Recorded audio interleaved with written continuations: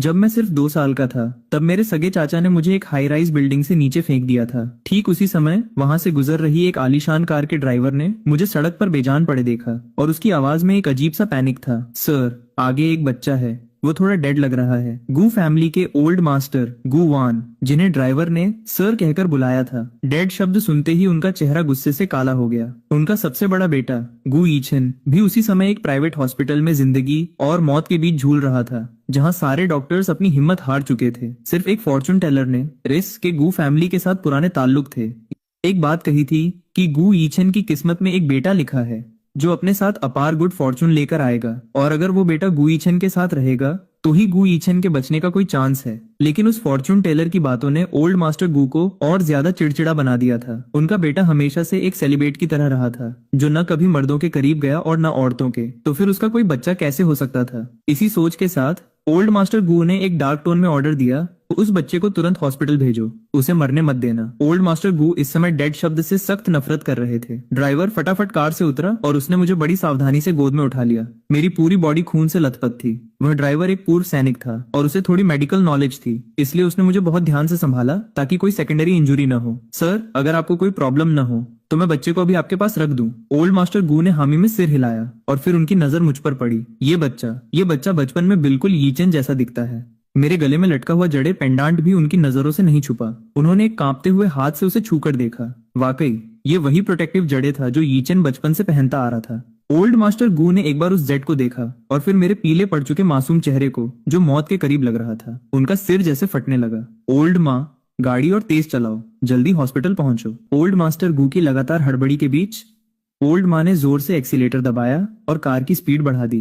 रास्ते में old master गू का बड़ा सा हाथ मेरे छोटे और गोल मटोल हाथ को थामे हुए कांप रहा था। उनके हमेशा रहने वाले सख्त और ठंडे चेहरे पर आज पहली बार ऐसा पैनिक दिखाई दे रहा था। बच्चे, तुम्हें हिम्मत रखनी होगी, तुम्हें कुछ नहीं होना चाहिए। जल्द ही कार गू फैमिली के खुद के बनाए प्राइवेट हॉस्पिटल पहुंच गई।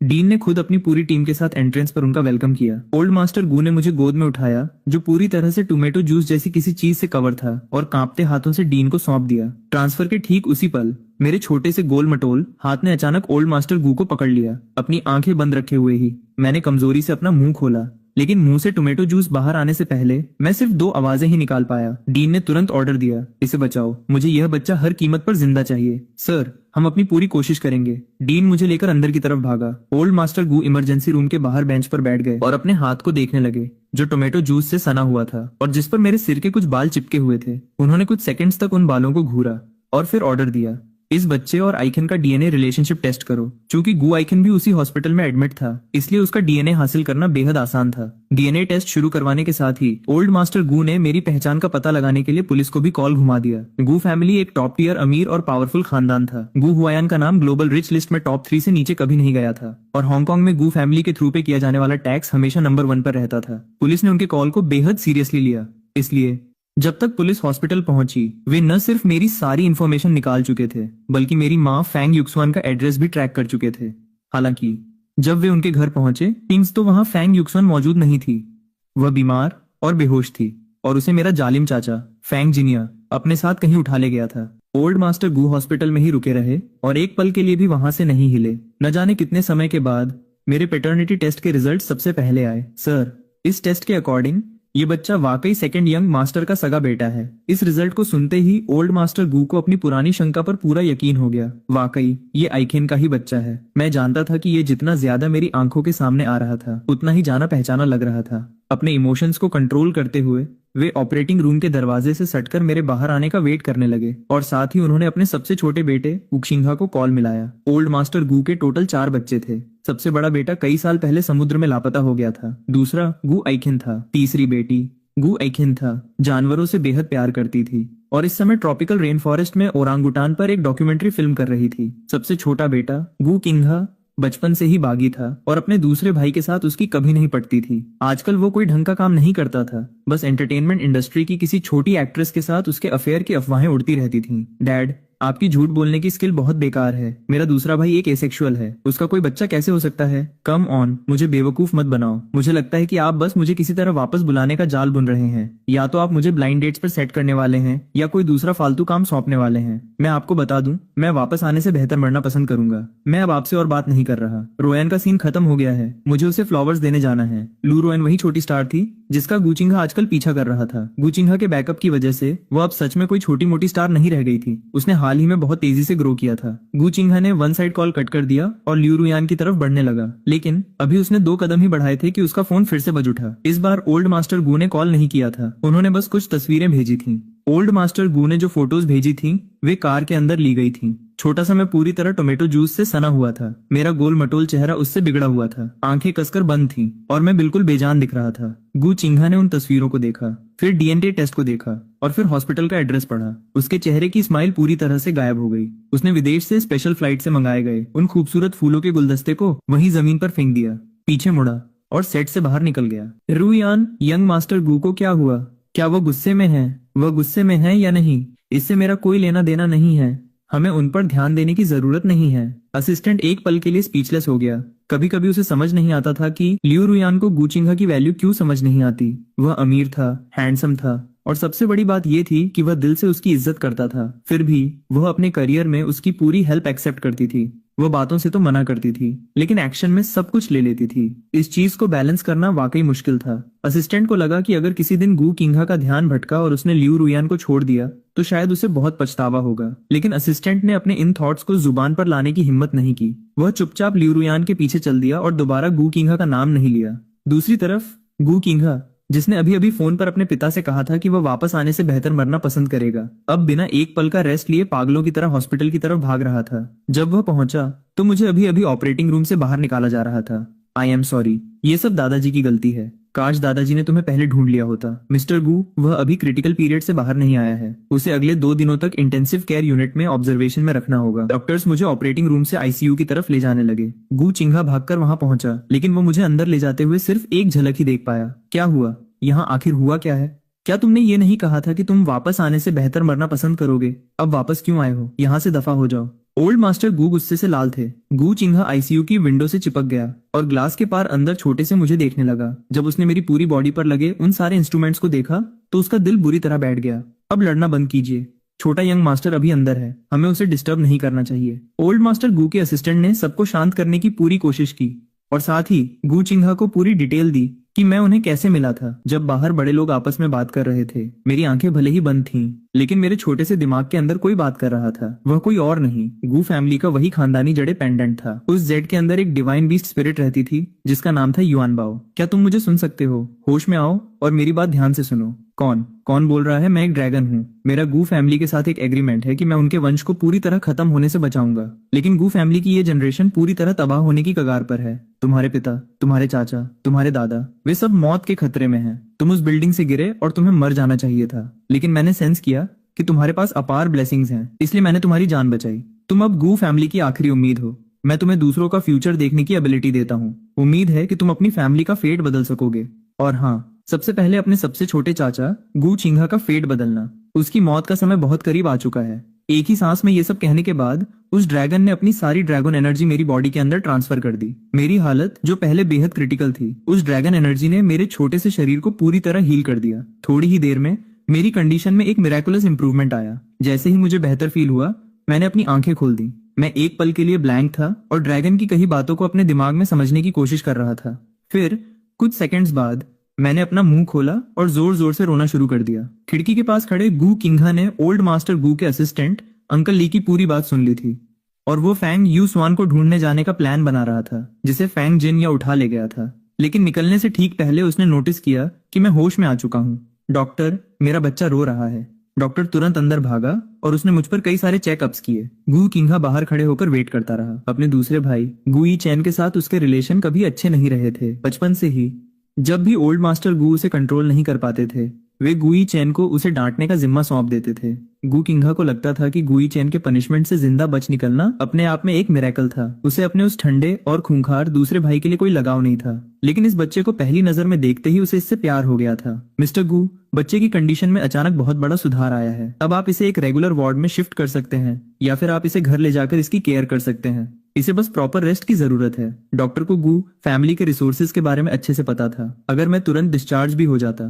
तो भी मुझे घर पर हॉस्पिटल से कम केयर नहीं मिलने वाली थी। जैसे ही डॉक्टर ने अपनी बात खत्म की, गु चिंघा ने कोई रिप्लाई देने की जहमत नहीं उठाई। वह अपने लंबे कदमों से सीधे मेरी तरफ बढ़ा। मैं होश में आने के बाद से चेकअप के दौरान लगातार रोए जा रहा था। बेबी, अच्छे बच्चे रोते नहीं, रोना बंद करो। मैं तुम्हारा छोटा चाचा हूँ। मेरा नाम गु शिंघा है। छोटे चाचा तुम्हारे पास ही हैं। मुझे पुचकारते हुए उसने मुझे संभालने के लिए अपना हाथ आगे बढ़ाया। तभी मुझे अचानक याद आया कि उस ड्रैगन ने पहले क्या कहा था। गु शिंघा मेरे छोटे चाचा थे, मेरी सबसे फेवरेट चीज थी। हमारे पड़ोस के कन्वीनियंस स्टोर के बाहर लगी छोटी किटी राइड्स पर बैठना, जहां हमेशा गाने बजते थे। और सामने खड़े ये चाचा मेरे पिता के छोटे भाई थे। मैं हमेशा से एक पिता चाहता था, इसलिए इस छोटे चाचा के लिए जो मेरे पिता के भाई थे। मैं भी रोते हुए अपने छोटे और गोल मटोल हाथ आगे बढ़ाने लगा। मैं हॉस्पिटल से डरा हुआ था, डॉक्टर से डरा हुआ था और अपनी मॉम को न देख पाने से घबराया हुआ था। ओके ओके, चाचा तुम्हें अभी अपनी गोद में उठा रहे हैं। हम अभी अभी मिले थे और मैं उस पर इतना क्लोजली ट्रस्ट कर रहा था। गु सिंघा खुद को काफी गौरवान्वित महसूस कर रहा था। उसने पहले कभी किसी बच्चे को गोद में नहीं उठाया था, इसलिए उसके मूवमेंट्स काफी स्टिफ और अजीब थे। मुझे उसकी गोद में थोड़ा अनकंफर्टेबल फील हो रहा था, लेकिन फिर भी मैं उससे चिपक गया और मैंने उसे नहीं छोड़ा। मेरे दोनों गोल मटोल हाथों ने गु सिंघा के गले को कसकर पकड़ लिया और मेरा गीला मासूम चेहरा उसके चेहरे से टच हो रहा था। बेबी, हम कहाँ जा रहे हैं? गु सिंघा का सिर पूरी तरह से चकरा रहा था। उसने मुझे बार बार ओगो कहते सुना, लेकिन वह समझ नहीं पा रहा था कि मेरा मतलब क्या है, क्योंकि मैं बहुत ज्यादा जिद कर रहा था और हॉस्पिटल में रुकने से साफ मना करते हुए अपनी मॉम को ढूंढने की रट लगाया था। गु सिंघा के पास ओल्ड मास्टर गु की तरफ देखने के अलावा कोई चॉइस नहीं थी। ओल्ड मास्टर ने पहले डॉक्टर से अपनी बात खत्म की, फिर एक फोन कॉल अटेंड किया। उसके बाद वे शांत कदमों से आगे बढ़े। मुझे बच्चे के चाचा का एड्रेस मिल गया है, उसकी माँ वहीं है। तुम जाओ और उसे पिक करके गु रेजिडेंस ले आओ। मैं बच्चे को घर ले जा रहा हूँ। ओ मेरे वानबाओ, मैं दादाजी हूँ। दादाजी तुम्हें घर ले चलेंगे और हम घर पर मम्मा का वेट करेंगे, ओके? लेकिन मेरा सिर अभी पूरी तरह हील नहीं हुआ था, इसलिए जैसे ही मैंने अपना छोटा सा सिर हिलाया, मुझे एक तीखा दर्द महसूस हुआ और मेरा चेहरा पीला पड़ गया। दादाजी तुम्हें जबरदस्ती नहीं ले जाएंगे। दादाजी घर जाकर तुम्हारे लिए सारी चीजें रेडी करेंगे। अभी चाचा को तुम्हें मम्मा को पिक करने ले जाने दो और फिर हम सब साथ घर चलेंगे, ओके? मैंने सिर्फ अ पिकअप मम्मा शब्द पकड़े, इसलिए मैंने अपना छोटा सा सिर हामी में हिला दिया, ओके? मुझे शांत करने के लिए ओल्ड मास्टर गु और गु सिंघा अलग हो गए। गु सिंघा ने एड्रेस लिया, मुझे गोद में उठाया, कुछ आदमियों को साथ लिया और तेजी से फैंग फैमिली के घर की तरफ निकल पड़ा। उस समय फैंग हाउस में फैंग मू ने अभी अभी होश में आई फैंग यूसुआन को एक जोरदार थप्पड़ रसीद किया था। तुम्हारे भाई ने कहा कि तुम्हारा वो मनहूस बच्चा खुद ही नीचे गिर गया। क्या तुम अपने भाई को किसी मुसीबत में डालना चाहती हो? वह चला गया तो अच्छा ही हुआ, वह वैसे भी एक बोझ था। ये तुम्हारे लिए ही अच्छा है, मैं तुम्हें बता रही हूँ। अगर तुमने ऐसे ही सीन क्रिएट करना जारी रखा तो इस कमरे से बाहर निकलने का सोचना भी मत। देखते हैं तुम कब तक मेरे सामने टिक पाती हो। फांगमू के उस थप्पड़ ने फांग युक्सुआन के पहले से ही बुखार से तप रहे सिर को चकरा दिया और एक पल के लिए उसकी सुनने की क्षमता गायब हो गई। लेकिन जल्द ही वो होश में आई और उसने पलटकर एक थप्पड़ जड़ दिया। अगर मेरे बेटे को कुछ भी हुआ तो मैं तुम सबको छोड़ूंगी नहीं। तुम फांग युक्सुआन, तुम एक एहसान फरामोश औरत हो। क्या तुम भूल गई कि अगर मेरी माँ ने तुम्हें पाला न होता तो तुम जिंदा नहीं बचती? तुम पर मेरी माँ के एहसानों का कर्ज है। अब तुम्हारे बेटे की जान लेना बिल्कुल जायज है। वैसे भी क्या तुम्हें बच्चा नहीं चाहिए तो एक और बच्चा पैदा कर लो। फैंग मू ने अपने बेटे की इस हरकत को रोकने की कोई कोशिश नहीं की, बल्कि थप्पड़ से लाल हुए अपने चेहरे के साथ वह फैंग युक्सुआन को समझाती रही। युक्सुआन, तुम्हारे भाई का अभी तक कोई बच्चा नहीं है। ये अच्छा है कि तुम्हारे पास एक है। ये बच्चा निश्चित रूप से युनबाओ से कहीं बेहतर होगा। फांग युक्सुआन की आंखें खुद को डिफेंड करने के लिए किसी वेपन की तलाश कर रही थीं, लेकिन फांग जिन या ने पहले से ही तैयारी कर रखी थी और आसपास कोई भी नुकीली चीज नहीं छोड़ी थी। फॉर्चुनेटली उसी पल दरवाजे पर एक जोरदार दस्तक हुई। फांग जिन या पहले दरवाजा नहीं खोलना चाहता था, लेकिन दस्तक और तेज होती चली गई। चिढ़कर उसने अपनी पैंट ऊपर की और बड़बड़ाते हुए दरवाजे की तरफ बढ़ा। कौन मेरा मजा खराब कर रहा है? उसने जैसे ही दरवाजा खोला, अगले ही सेकंड उसने मुझे दरवाजे पर खड़ा पाया। फैंग जिन या का चेहरा पहचानते ही मैं एक पल के लिए जम गया और फिर एक होश के साथ मैंने अपना गोल मटोल चेहरा गु चेंघा के गले में छुपा लिया। बैड गाई, बैड गाय ने बेबी को फेंका। बैड गाय ने बेबी को बिल्डिंग से नीचे फेंका। गुचेंगा जानता था कि मैं 8वीं मंजिल से नीचे गिरा था, लेकिन वो ये नहीं जानता था कि मुझे इस इंसान ने फेंका था। अब उसे सच पता चल चुका था। एक हाथ से मेरे बॉटम को संभाले और दूसरे हाथ से मेरी बैक को सपोर्ट देते हुए उसने मुझे गोद में उठाना अच्छे से सीख लिया था। हालांकि वो फैंगजिन पर हाथ उठाने के लिए अपने हाथ फ्री नहीं कर सकता था, लेकिन ओल्ड मास्टर गू के अरेंज किए हुए आदमियों ने जैसे ही मेरा आरोप सुना, उनके चेहरे ठंडे पड़ गए और उन्होंने एक जोरदार किक मारी। अगले ही सेकंड फैंगजिन हवा में उड़ता हुआ दूर जा गिरा। जमीन पर पड़े दर्द से कराहते हुए फैंगजिन को देखते हुए गूचेंगा मुझे गोद में लिए चौखट पार कर अंदर आ गया। फैंग युक्शुआन कहाँ है? हालांकि गूचेंगा फैंग जिन या को और सबक सिखाना चाहता था, लेकिन पहली प्रायोरिटी फैंग युक्शुआन को ढूंढना था। जब फैंग जिन या ने सुना कि वे फैंग युक्शुआन को ढूंढ रहे हैं, तो उसने तुरंत अस्यूम कर लिया कि गूचेंगा एंटरटेनमेंट इंडस्ट्री का कोई शुगर डैडी है। इस शुगर डैडी को बीच में दखल देने से रोकने के लिए फैंग जिन या ने मौके पर ही फैंग युक्शुआन को बदनाम करना शुरू कर दिया। वह औरत फैंग युक्शुआन बचपन से ही घर पर मुझे बहलाने फुसलाने की कोशिश कर रही है। क्या आप सच में अभी भी ऐसी औरत को? इससे पहले कि वो अपनी बात पूरी कर पाता, गू खिंगे का ब्लैक लेदर शू उसकी जुबान पर पूरी ताकत से पड़ा। मुझे तुम्हारी बकवास सुनने की जरूरत नहीं है कि फैंग शुआन किस तरह की इंसान है। गू खिंगे ने पूरी ताकत से पैर नीचे दबाया और फैंग जुनजी के मुंह से खून बहने लगा। लिविंग रूम में उसे लातों और जूतों से बुरी तरह पीटा जा रहा था। फांग मू ने ये शोर सुना और फांग यूसुआन पर नजर रखना छोड़कर उसने दरवाजे को लॉक किया और अपने बेटे को बचाने के लिए बाहर भागी। तुम लोग कौन हो? तुम क्या करने की कोशिश कर रहे हो? मेरे बेटे को छोड़ो। मैं अभी पुलिस को बुला रही हूँ। पुलिस को बुला रही हो? तुम्हें परेशान होने की जरूरत नहीं है, वे किसी भी मिनट यहाँ पहुंचने वाले हैं। फैंग मू का चेहरा पीला पड़ गया। उसकी धमकी सिर्फ उन्हें डराने के लिए थी, लेकिन सामने वाले लोग वाकई सीरियस थे। हालांकि जल्द ही उसकी नजर गू चिंग की गोद में मुझ पर पड़ी। मुझे जिंदा देखकर उसने सोचा, अच्छा है, कम से कम ये बच्चा मरा नहीं, मेरा बेटा जेल नहीं जाएगा। तुम लोग आखिर हो कौन? तुम्हारी गोद में जो बच्चा है वो हमारी फैमिली का है। तुम हमारे बच्चे को उठाकर हमारे घर में घुसकर लोगों को पीट रहे हो। जब पुलिस आएगी तो तुम बड़ी मुसीबत में पड़ जाओगे। उसने गुसिंघा को पीछे धकेलने की कोशिश की, लेकिन 2 आदमियों ने उसका रास्ता रोक लिया और बाकी 2 आदमियों ने पहले ही फैंग युसुआन की तलाश शुरू कर दी थी। जल्द ही फैंग युसुआन को रेस्क्यू कर लिया गया। जैसे ही उसे बाहर लाया गया, उसने मुझे गुसिंघे की गोद में देखा। उसकी आंखों से तुरंत आंसू बहने लगे। वो मुझे गोद में उठाना चाहती थी, लेकिन उसकी कमजोर बॉडी ने पूरी तरह साथ छोड़ दिया। जब मैंने अपना छोटा सा सिर पीछे घुमाकर देखा तो फैंग युसुआन बेहोश हो चुकी थी। यंग मास्टर, मिस फैंग बीमार हैं, उन्हें तेज बुखार है, उन्हें वापस ले चलिए। मम्मा मम्मा मम्मा, वेट, तुम्हारी मम्मा बीमार हैं और वे अभी तुम्हें गोद में नहीं उठा सकती। चलो पहले उन्हें डॉक्टर को दिखाते हैं, ओके? जब गू किंगा मुझे शांत कर रहा था, तभी पुलिस वहां पहुंच गई। लीड ऑफिसर असल में गू किंगे का बचपन का दोस्त ही था। गू किंगा ने मुझे गोद में थामे हुए पूरी सिचुएशन एक्सप्लेन की और वे तुरंत माँ बेटे को अपने साथ ले गए।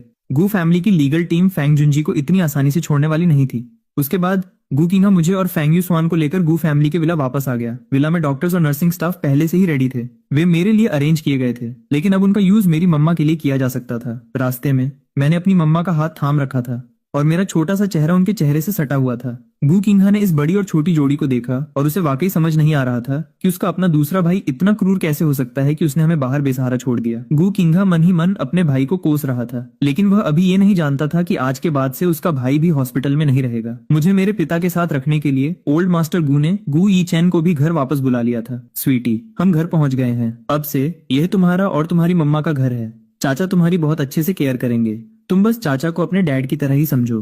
गू चेंगा ने बड़े उत्साह के साथ ये बात कही, लेकिन ठीक उसी समय उसका भाई हॉस्पिटल से वापस लाया गया। ओह, क्या कोई इंसिडेंस है? तुम्हारे जिंदा बायोलॉजिकल फादर भी वापस आ चुके हैं। ये सुनकर कि मेरे बायोलॉजिकल फादर आ चुके हैं, मैंने अपना सिर घुमाकर देखना भी जरूरी नहीं समझा। मैं इस समय सिर्फ अपनी मम्मा को देखना चाहता था। गू चेंगा दोनों हाथों से मुझे थामे हुए अभी भी दूर खड़े गू ई चेन को घूर रहा था। गू चेंगा बाहर एक ऐसा यंग मास्टर था जिससे पंगा लेने की कोई हिम्मत नहीं करता था, लेकिन गू ई चेन के सामने वह बस एक भीगी बिल्ली की तरह था जिसे बचपन से ही लाते पड़ती आई थी। जब गू चेंगा अभी भी पीछे हटने की कोशिश कर रहा था, मैंने, जिसकी आंखों में सिर्फ मम्मा थी, बॉडीगार्ड अंकल लोगों से बात की। अंकल लोग, प्लीज धीरे से, मुझे डर लग रहा है। कार से उतारते समय मेरी मम्मा को चोट मत लगने देना। मेरी निगरानी में फैंग युसुआन को उनके कमरे में ले जाया गया और प्राइवेट डॉक्टर ने उनका ट्रीटमेंट शुरू किया। मैंने दादाजी को भी दोबारा देखा। ओल्ड मास्टर गू आगे बढ़े और उन्होंने मुझे गू चेंगा की गोद से ले लिया। स्वीटी, मम्मा अंदर जा रही हैं। जब उनका ट्रीटमेंट खत्म हो जाएगा और वे रेस्ट कर लेंगी तो वे बिल्कुल ठीक हो जाएंगी। अब उनके लिए परेशान मत हो। फांग युसुआन का चेकअप कंप्लीट हो चुका था और असिस्टेंट रिपोर्ट देने बाहर आया। मिस फांग लंबे समय से ओवरवर्क की वजह से कमजोरी और डेफिशिएंसी से जूझ रही हैं। साथ ही अचानक आए बुखार का सही समय पर ट्रीटमेंट नहीं हुआ, जिसकी वजह से हालत इतनी बिगड़ गई। एक बार उनका बुखार उतर जाए और उन्हें प्रॉपर न्यूट्रिशन मिले तो वे जल्दी रिकवर कर लेंगी। दादाजी की गोद में होने की वजह से मैं जानता था कि दादाजी और चाचा ने मुझे और मेरी मम्मा को बचाया है, इसलिए मैं उन दोनों के बेहद क्लोज आ गया था। न सिर्फ मैंने आज्ञाकारी बच्चों की तरह दादाजी को मुझे गोद में लेने दिया, बल्कि मैंने क्यूरियोसिटी के साथ उनके चेहरे को छूने के लिए अपना हाथ भी बढ़ाया। क्या दादाजी मुझे बाहर खेलने ले जाएंगे? जब मैं और मेरी मम्मा बाहर जाते थे तो मैंने कम्युनिटी स्क्वायर में कई दादा दादी को अपनी उम्र के बच्चों के साथ खेलते देखा था, इसलिए मैं जानना चाहता था कि क्या दादाजी भी मुझे फ्यूचर में बाहर खेलने ले जाएंगे। तो ओल्ड मास्टर गू ने मेरे छोटे और सॉफ्ट हाथ को फील किया और उनका सख्त चेहरा पूरी तरह से पिघल गया।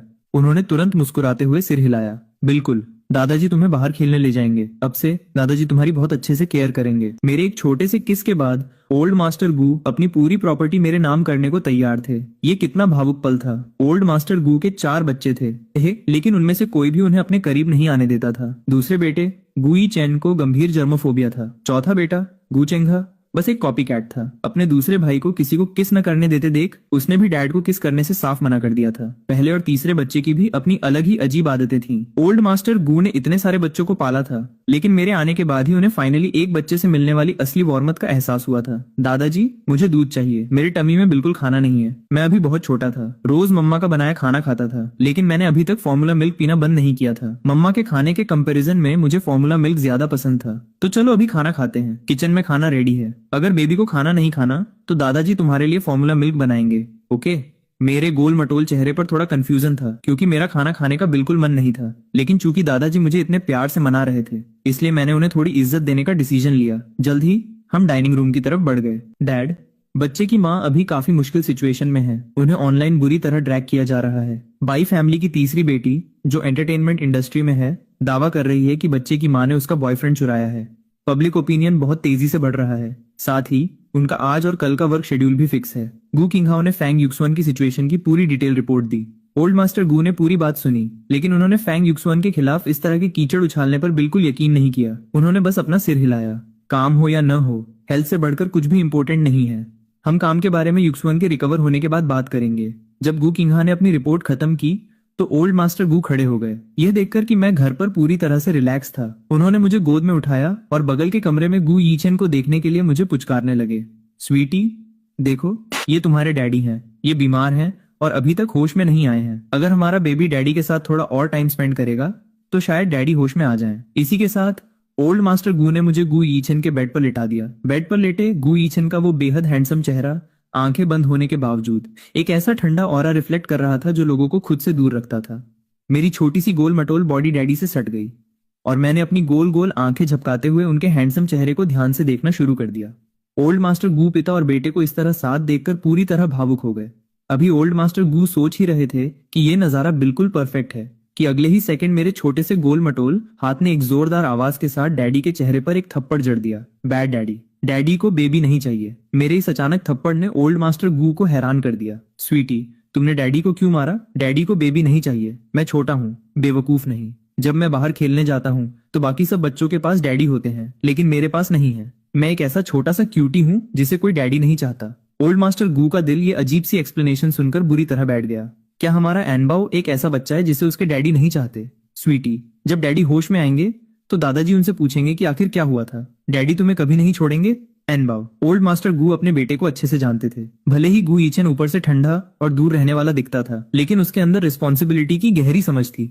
मैं उसका सगा बेटा था, वह मुझे कभी इग्नोर नहीं कर सकता था। दादाजी के समझाने के बाद फाइनली मेरी छोटी सी हथेली ने डैडी के चेहरे पर थप्पड़ मारना बंद किया। दादाजी, हाँ। डैडी से मिलने के बाद मैं सोने के लिए वापस मम्मा के कमरे में जाना चाहता था। ओल्ड मास्टर गू चाहते थे कि मैं सोते हुए गुईचेन के साथ ही रुकूं, लेकिन मैंने साफ मना कर दिया। मुझे सिर्फ मम्मा चाहिए थी। ओके, तो चलो मम्मा के पास चलते हैं। लेकिन स्वीटी, क्या तुम दादाजी से प्रॉमिस कर सकते हो कि तुम अब से डैडी के साथ ज्यादा टाइम स्पेंड करोगे? ठीक है, मैं डैडी के साथ ज्यादा टाइम स्पेंड करूंगा। जब डैडी होश में आएंगे तो मैं उनसे पूछूंगा कि वे मुझे क्यों नहीं चाहते थे। दादाजी से प्रॉमिस करने के बाद वे मुझे सुलाने के लिए वापस मम्मा के बेड पर ले गए। मेरा पूरा दिन काफी थका देने वाला रहा था और मुझे पहले से ही नींद आ रही थी। ओल्ड मास्टर गू और गू किंघा मुझे सुलाने की कोशिश कर ही रहे थे कि मैं पिलो पर लेट गया, अपना छोटा सा बॉटम ऊपर की तरफ उठाया, आंखें बंद की और तुरंत सो गया। सोने के इस फनी पोज को देखकर गू किंघाओ ने तुरंत अपना फोन निकाला और लगातार 6 फोटोज क्लिक कर ली। युआन बाओ वाकई बहुत ज्यादा क्यूट है। डैड, क्या मेरा दूसरा भाई भी बचपन में इतना ही क्यूट था? नहीं, गुईचेन हमेशा से बहुत सेल्फ डिसिप्लिन रहा है। वह बहुत तमीज से सोता था। ओल्ड मास्टर गू ने बचपन के गुईचेन के बारे में सोचा, फिर युआन बाओ को देखा और उन्हें फील हुआ कि युआन बाओ की ये क्यूटनेस शायद उसकी माँ से आई है। इस थॉट के साथ फैंग युक्सुआन के लिए उनका ओपिनियन और ज्यादा पॉजिटिव हो गया। युआन बाओ मम्मा के साथ सो रहा था। ओल्ड मास्टर गू और गू छिंगहाओ वहां ज्यादा देर नहीं रुके। कमरे में पहले से ही नर्सेस थीं, इसलिए उन्हें वहां रुकने की जरूरत नहीं थी। ओल्ड मास्टर गू पिछले कुछ दिनों से काफी टेंस थे और आज पहली बार वे पूरी तरह रिलैक्स फील कर रहे थे और उन्हें नींद आने लगी थी। गू छिंगहाओ, उन लोगों का क्या हुआ जिन्होंने युआनबाओ को हर्ट किया? मुफेंग ने अभी मुझे अपडेट दिया है। उसने कंफर्म किया है कि फैंग जिनी एक जुआरी है जो पैसे हार चुका था और कैश के लिए युआनबाओ की मम्मा के पास आया था। उन्होंने कई बार घर बदला, लेकिन उसने फिर भी उन्हें ढूंढ निकाला। आज वो पैसे के लिए युआनबाओ का यूज करके उन्हें डराने आया था, लेकिन गलती से उससे युआनबाओ नीचे गिर गया। डैड, उसे सिर्फ जेल भेजना उसके लिए बहुत आसान सजा होगी। अब आपको इस बारे में परेशान होने की जरूरत नहीं है। ये सब मुझ पर छोड़ दीजिए। गू किंगहाओ भले ही बाहर से एक हंसमुख प्लेबॉय जैसा दिखता था जो किसी का पीछा करते समय बहुत इजी गोइंग रहता था, लेकिन उसके खून में गू फैमिली का ही अंश था। उसके अंदर भी फैमिली की वह रूथलेसनेस थी जो कोई भी उसे सच में गुस्सा दिलाता उसे भयानक रिपरकशंस का सामना करना पड़ता। ओल्ड मास्टर गू अपने बेटे का इशारा समझ गए। वे एक पल के लिए रुके और फिर उन्होंने इसके खिलाफ कुछ नहीं कहा। समय बीतता गया। मैं बहुत गहरी और सुकून की नींद सो रहा था, लेकिन तभी अचानक मुझे एक सपना आया। सपने में मैंने अपने छोटे चाचा गू किंगहाओ को देखा। सपने में गू किंगहाओ खून से लथपथ पड़े थे और उनकी पूरी बॉडी पर जख्म थे। उनके ठीक सामने एक खूबसूरत यंग वीमेन खड़ी थी। रुईयान, क्या तुम ठीक हो? गू किंगहाओ लियू रुईयान की जान बचाते समय एक एम्बुश का शिकार हो गए थे। उन्हें कई बार चाकू मारा गया था और वे नीचे गिर गए थे। उनका आगे बढ़ा हुआ हाथ पूरी तरह खून से सना था। लियू रुईयान ठंडेपन से पीछे हट गई। बेशक, मैं बिल्कुल ठीक हूँ। मुसीबत में तो तुम हो। तुम फाइनली मरने वाले हो। मैं तुम्हें सच बताती हूँ, मैं बहुत समय से इस पल का वेट कर रही थी। तुमने प्यार के नाम पर ऐसी कई चीजें की हैं जिनसे मुझे नफरत है, तुम जानते हो। और सॉन्ग जिनलियन, जिसे तुमने बर्बाद कर दिया, वही वो इंसान है जिससे मैं सच में प्यार करती हूँ। हम दोनों को साथ में खुश रहना था और ये सब तुम्हारी गलती है। तुमने मेरी खुशियां छीन ली। लियू रुईयान के इन आरोपों ने मरते हुए गू किंगहाओ को पूरी तरह हैरान कर दिया। सॉन्ग जिनलियन, उसने तुम्हें एक प्लेथिंग्स के रूप में साउथ की एक कंट्री में बेचने की साजिश रची थी। उसने उनके साथ प्राइस भी फिक्स कर लिया था। लियू रुईयान, क्या तुम पागल हो गई हो? मैं तुम्हारे इन झूठों पर यकीन नहीं करती। तुम मेरे लिए एक लव सिक फूल बने रहे, इसलिए तुम मेरी वजह से मरना डिजर्व करते हो। सपना वहीं खत्म हो गया। युआनबाओ अपने छोटे चाचा की इस खूनी तस्वीर को देखकर बुरी तरह डर गया और चीखते हुए जाग गया। उसकी आंखें पूरी तरह खुली भी नहीं थीं कि उसके मुंह से जोर जोर से रोने की आवाज निकलने लगी। फैंग, युसवान का बुखार अब उतर चुका था और वो अभी भी सो रही थी। उनकी बॉडी बहुत लंबे समय से टेंस और एग्जॉस्टेड थी। भले ही बुखार चला गया था, लेकिन वो अभी भी गहरी नींद के थ्रू रिकवर कर रही थी। वह युआनबाओ को चुप कराने के लिए होश में नहीं आ पाई। कमरे में मौजूद नर्स ने तुरंत युआनबाओ को गोद में उठाकर शांत करने की कोशिश की, लेकिन युआनबाओ को नर्स नहीं चाहिए थी। वह जोर जोर से रोए जा रहा था और उसका छोटा सा गोल मटोल चेहरा लाल पड़ चुका था। नर्स उसे शांत नहीं कर पाई और उसने तुरंत गू किंगहा को इन्फॉर्म किया। जल्द ही गू किंगहा वहां पहुंचा और उसने नर्स से युआनबाओ को अपनी गोद में ले लिया। स्वीटी, रोते नहीं, रोना बंद करो। छोटे चाचा यही हैं। हमारे युआनबाओ को क्या हुआ? क्या तुमने कोई नाइटमेयर देखा है? गू किंगहा ने प्यार से युआनबाओ को पुचकारा। युआनबाओ ने अपने जिंदा और सांस लेते छोटे चाचा को देखा और काफी देर बाद फाइनली उसका रोना बंद हुआ। उसने अपना छोटा सा हाथ बढ़ाया और गू किंगहा की चेस्ट को टच किया। वहां अभी कोई चाकू नहीं लगा हुआ था। चाचा नहीं मरेंगे। युआनबाओ ने रोते हुए मिन्नत की कि उसके चाचा न मरें। ओके, छोटे चाचा नहीं मरेंगे। छोटे चाचा बहुत लंबी लाइफ जिएंगे। भले ही गू चिंगहा ने प्रॉमिस किया था कि वह नहीं मरेगा, लेकिन युआनबाओ अभी भी बहुत डरा हुआ था। बाकी के पूरे समय युआनबाओ ने अपनी आंखें गू चिंगहा पर ही टिका रखी थीं। ये देखकर कि वह छोटा बच्चा अभी भी डरा हुआ है, गू चिंगहा ने उसे बस वैसे ही अपनी गोद में थामे रखा। जब चाचा और भतीजे एक दूसरे को होल्ड किए हुए थे, तभी अचानक गू चिंगहा का फोन बज उठा। उसने कॉलर आईडी पर एक नजर डाली और फिर एक हाथ से मुझे थामे हुए और दूसरे हाथ से फोन अटेंड करते हुए उसने कॉल रिसीव किया। गू चिंगहा, क्या तुमने एडिटर एम के साथ मेरी मीटिंग अरेंज की है? तुम हमेशा मेरे मैटर्स में टांग क्यों अड़ाते? लियू रुयान की बात बीच में ही कट गई। उसकी आवाज सुनते ही बाओ का हाथ बिजली की तेजी से आगे बढ़ा। उसने फोन छीना और उसे सीधे जमीन पर पटक दिया। भले ही मैं बहुत छोटा दिखता था, लेकिन मेरे अंदर गजब की ताकत थी। वह फोन जिसे गू चिंगहा ने अभी हाल ही में खरीदा था, गिरने की वजह से क्रैक हो गया। गू चिंगहा कुछ सेकंड्स तक ब्लैंक होकर उस फोन को देखता रहा और फिर उससे भी ज्यादा हैरान होकर मेरी तरफ देखने लगा। स्वीटी, तुमने चाचा का फोन क्यों फेंका? चाचा अभी कॉल पर बात कर रहे थे। अगर तुम्हें चीजें फेंकनी है तो तुम्हें चाचा की कॉल खत्म होने का वेट करना चाहिए। ओके? गू चिंगहा अभी उस फोन फेंकने वाले गोल मटोल बच्चे को लेक्चर दे ही रहा था कि इससे पहले कि वो अपनी बात पूरी कर पाता, मैंने अपना मुंह बना लिया और मेरी आंखें आंसू से भर गईं। रोते नहीं, रोते नहीं, चाचा तुम्हें नहीं डांटेंगे। बेबी प्लीज मत रो।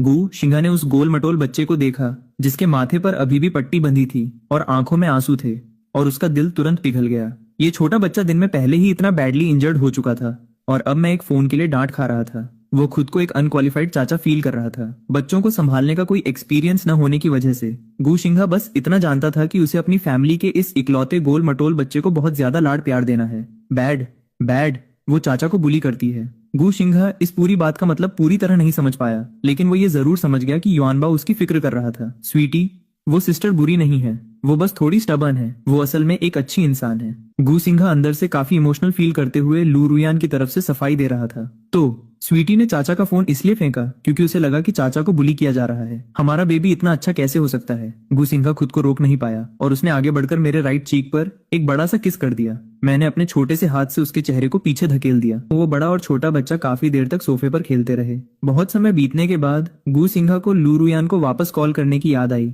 लेकिन मेरे लगातार वॉच करने की वजह से वो एक भी कॉल नहीं कर पा रहा था। गु सिंघा के पास मुझे गोद में उठाने और कार्टून पिक्चर बुक्स दिखाने के अलावा कोई चॉइस नहीं बची थी। ओल्ड मास्टर गु ने जो चीजें खरीदी थीं, उनमें बच्चों की पिक्चर बुक्स भी शामिल थीं। हम दोनों साथ मिलकर खेलने लगे। मुझे याद आया कि मैंने दादाजी से क्या प्रॉमिस किया था, इसलिए थोड़ी देर खेलने के बाद मैं फर्श से उठा और डगमगाते कदमों से गु ईछेन के कमरे की तरफ चल दिया। डैडी अभी तक होश में नहीं आए थे। दादाजी ने देखा कि मेरा छोटा सा गोल मटोल हाथ एक बार फिर डैडी के चेहरे पर थप्पड़ मारने के लिए आगे बढ़ रहा है। गु शिंघा ने मुझे हाथ आगे बढ़ाते देखा और तुरंत पीछे खींच लिया। तुम्हारी हिम्मत कैसे हुई उन्हें छूने की? गु शिंघा को याद आया कि जब वो छोटा था तो उसने गु ईछेन के माथे पर एक टॉय गन टिका दी थी और डिमांड की थी कि गु ईछेन उसके लिए गाना गाए। गु ईछेन ने शुरू में उसे इग्नोर किया, लेकिन उस समय उसने हिम्मत दिखाई और टॉय गन को गु ईछेन के माथे पर जोर से मार दिया। उसका माथा तुरंत लाल हो गया था और जल्द ही गु ईछेन की वजह से उसका खुद का बॉटम भी लाल हो गया था। अपने बचपन के उन सारे पनिशमेंट्स को याद करते हुए गु ईछेन अच्छे से जानता था कि उसके भाई के पास दिल नहीं है। उसे बच्चे बिल्कुल पसंद नहीं थे। भले ही युआनबाओ बहुत एडोरेबल था, लेकिन उसका वो पत्थर दिल भाई शायद इसकी परवाह न करे। इसलिए युआनबाओ की सेफ्टी के लिए गु ईछेन की हिम्मत नहीं हुई कि वह मुझे उसे ज्यादा परेशान करने दे। बेबी चलो चले, तुमने उन्हें देख लिया, अब चलो कहीं और खेलते हैं। गु शिंघा मेरे साथ तब तक खेलता रहा जब तक कि पूरी तरह से अंधेरा नहीं हो गया, और उसके बाद ही ओल्ड मास्टर गु सोकर उठे। मैं दादाजी को बहुत पसंद करता था और जैसे ही मैंने उन्हें जागते हुए देखा, मैंने तुरंत अपने छोटे गोल मटोल हाथ उनकी तरफ बढ़ा दिए ताकि वे मुझे गोद में ले लें। ओल्ड मास्टर गु इतना जोर से हंसे कि उनकी आंखों के आसपास की झुर्रियां और गहरी हो गईं। दादाजी का लिटिल ट्रेजर। चूंकि फैंग यूसुआन अभी भी सो रही थी, इसलिए डिनर एक बार फिर ओल्ड मास्टर गु किंघा और मेरे थ्रू शेयर किया गया। डैड, युआनबाओ का टमी काफी फूला हुआ है, क्या उसका पेट भरा नहीं है? इससे पहले कि ओल्ड मास्टर गु कोई रिप्लाई दे पाते, मेरी केयर करने वाली नर्स ने आगे बढ़कर उन्हें रिमाइंड कराया। मिस्टर गु, युआनबाओ ने पिछले मील के दौरान बहुत ज्यादा खा लिया था, उसने अभी तक इसे डाइजेस्ट नहीं किया है। बेस्ट रहेगा कि इस समय उसे खाना न दिया जाए। नर्स ने मेरे छोटे टमी मालिश की थी, लेकिन मैंने एक ही बार में बहुत ज्यादा खा लिया था और उसे डाइजेस्ट होने के लिए टाइम चाहिए था। ठीक है, तो हम उसे इस समय खाना नहीं देंगे। ओल्ड मास्टर गु ने ये कहते हुए मुझे टेबल से दूर ले जाने की कोशिश की, लेकिन मैं खुश नहीं था। मैंने रोती हुई आंखों से टेबल पर रखे खाने को देखा। खाना खाना है, खाना खाना है। मैंने फाइनली इतने अच्छे खाने का टेस्ट चख लिया था। अब मेरा फेवरेट फार्मूला मिल्क भी मुझे उतना अट्रैक्टिव नहीं लग रहा था। मुझे सॉलिड फूड खाना था। स्वीटी, हम कल खाएंगे। हालांकि उन्होंने मुझे डाइजेशन में हेल्प करने के लिए कुछ हॉथॉर्न स्लाइसेस दे दिए। वे खट्टे मीठे थे और उन्हें चबाते हुए मैंने आखिरकार जिद करना बंद कर दिया। लगातार 2 दिनों तक मैं रिकवर होने के लिए घर पर ही रुका रहा। फैंग यूशुआन भी पूरे 1 दिन और रात तक गु रेजिडेंस में सोती रही। युआनबाओ आवाज सुनते ही मैं अपने छोटे हाथों में खिलौने पकड़े हुए अंदर की तरफ भागा। मम्मा, वह छोटा बच्चा अपनी माँ की गोद में कसकर सिमट गया। मम्मा, युआनबाओ, क्या तुम ठीक हो? मुझे तुम्हें देखने दो। युआनबाओ, आई एम सॉरी, ये सब मम्मा की गलती है। मम्मा ने तुम्हारी रक्षा नहीं की। मम्मा प्लीज मत रो, बेबी बिल्कुल ठीक है। दादाजी ने बहुत सारे खिलौने खरीदे हैं और चाचा मेरे साथ खेलते हैं। वो युआनबाओ को ओल्ड मास्टर गु से मिलाने ले गई। जब वो उनसे मिलने जा रही थी तो उसका दिल एंजाइटी और डर से भरा हुआ था। उसे डर था कि ओल्ड मास्टर गु युआनबाओ को उससे छीन लेंगे, लेकिन ओल्ड मास्टर गु ने पहले उसे कंफर्ट फील कराया। डरो मत, मैं तुम्हें युआनबाओ से अलग नहीं करूंगा। तुम्हारे लिए उसे अकेले पालना बहुत इनकन्वीनियंट है। अब से तुम और युआनबाओ यहीं रह सकते हो। इस तरह मैं भी उसके साथ ज्यादा टाइम स्पेंड कर पाऊंगा। तुम्हारा क्या सोचना है? चूंकि ओल्ड मास्टर गु ने ऐसा कहा था, फैंग यूसुआन, जो काफी सरप्राइज थी, उसने तुरंत हामी में सिर हिलाया। ठीक है, मैं आपको रेंट पे कर दूंगी। फंग यूसुआन जानती थी कि युआनबाओ गु फैमिली का मेंबर है और वो उन्हें उसकी केयर करने से नहीं रोक सकती थी, लेकिन उसका खुद का गु फैमिली से कोई कनेक्शन नहीं था, इसलिए वो यहाँ फ्री में नहीं रह सकती थी। तुम युआनबाओ की माँ हो और तुम भी हमारी गु फैमिली का हिस्सा हो। फ्यूचर में ऐसी पराई बातें मत करना। ओल्ड मास्टर गु बाहर वालों के साथ उतने फ्रेंडली नहीं रहते थे, लेकिन वे फैंग यूसुआन के साथ काफी जेंटल थे। उन्होंने उससे गु चेन की कंडीशन के बारे में बात की और बातचीत खत्म होने तक फैंग यूसुआन का मूड अब पहले जितना टेंस नहीं रह गया था। फैंग यूसुआन गू रेजिडेंस में सेटल हो गई और युआन बाओ की केयर करने के लिए कोई न कोई हमेशा रेडी रहता था। ये देखकर कि युआन बाओ की अच्छे से केयर की जा रही है, फैंग यूसुआन वापस अपने काम पर लौट गई। उसने अपनी कंपनी से कांटेक्ट किया और जैसा कि उम्मीद थी उसे बहुत बुरी डांट पड़ी। फैंग यूसुआन, क्या तुम पिछले कुछ दिनों से मर चुकी थी? तुम पहले से ही स्टेट में हो, मैंने तुम्हें काम दिया है और तुम्हें ग्रेटफुल होना चाहिए, और तुम मुझ पर ऐसे गायब होने का नाटक कर रही हो। ब्रदर ली, मैं बीमार थी, मैं 2 दिनों तक अनकॉन्शियस थी। फैंग यूसुआन ने अपनी आवाज धीमी करते हुए अपनी सिचुएशन एक्सप्लेन करने की कोशिश की। चुप रहो, बहाने बनाना बंद करो। मैंने तुम्हारे लिए एक इवेंट अरेंज किया है, स्टारलाइट गाला बैंक्वेट। मैं तुम्हें एड्रेस भेज रहा हूँ, अपनी सुस्ती छोड़ो और तुरंत वहाँ पहुंचो। इस इवेंट में बहुत सारे ए लिस्टर्स आ रहे हैं और ल्यू रुयन भी वहाँ होगी, जो इस समय अपने पीक पर है। खुद को तैयार करो और तुरंत वहाँ आओ। ठीक है, मैं रेडी हो जाती हूँ। फैंग यूसुआन एग्री हो गई और फटाफट निकलने की तैयारी करने लगी। गू चेंगा उसी समय दरवाजे के पास से गुजर रहा था और उसने गलती से उसकी फोन कॉल सुन ली। उसने अपनी भौहें सिकाड़ी। उसकी आवाज सुनकर ऐसा बिल्कुल नहीं लग रहा था कि वह काम पर जा रही है। ऐसा लग रहा था कि उसे बुली किया जाने वाला है। वह जितना ज्यादा इस बारे में सोच रहा था उतना ही अनकंफर्टेबल फील कर रहा था। इसलिए फैंग यूसुआन के निकलने के बाद उसने भी अपने कपड़े बदले और स्टारलाइट गाला को चेक करने के लिए रेडी हो गया। उस गाला का होस्ट कोई ऐसा इंसान था जिसे गू चेंगा अच्छे से जानता था। उसे अंदर जाने के लिए किसी इनविटेशन की जरूरत नहीं थी। चाचा, होल्ड करो। मैं भागकर आया और उसके पैर पर बैठ गया। मेरे छोटे से बॉटम ने गू चेंगा के पैर को पूरी तरह दबा दिया ताकि वह बाहर न जा सके। युआन बाओ, अच्छे बच्चे बनो। चाचा को बाहर कुछ जरूरी काम है, तुम यहीं रुको और दादाजी के साथ खेलो, ओके? चाचा वापस आते समय तुम्हारे लिए स्नैक्स लेकर आएंगे। मैंने एक रैटल की तरह अपना छोटा सा सिर हिलाया और गू चेंगा के पैर को कसकर पकड़ लिया। अपना गोल मटोल चीक उससे सटा दिया। बेबी को ले चलो, बेबी को बाहर ले चलो। युआन बाओ को बाहर जाना बहुत पसंद था। दादाजी के घर पर 2 दिन बिताने के बाद मैं थोड़ा बोर हो रहा था। भले ही दादाजी का घर बहुत बड़ा था और खिलौनों और किड्स प्ले फैसिलिटीज से भरा पड़ा था, लेकिन वहाँ खेलने के लिए कोई दूसरा बच्चा नहीं था। मैं थोड़ा लोनली फील कर रहा था। स्वीटी, चाचा गाला में जा रहे हैं, वहाँ कोई मजा नहीं आएगा। युआन बाओ सबसे ओबीडिएंट बच्चा है ना? मैंने अपना छोटा सा चेहरा ऊपर उठाया और सीरियस होकर एक मिल्की वॉइस में जवाब दिया, मैं ओबीडिएंट नहीं हूँ। गू चेंगा पूरी तरह बेबस हो चुका था। वो मेरे इस लाड प्यार के सामने पूरी तरह फंस चुका था। वे दोनों एक असमंजस में थे।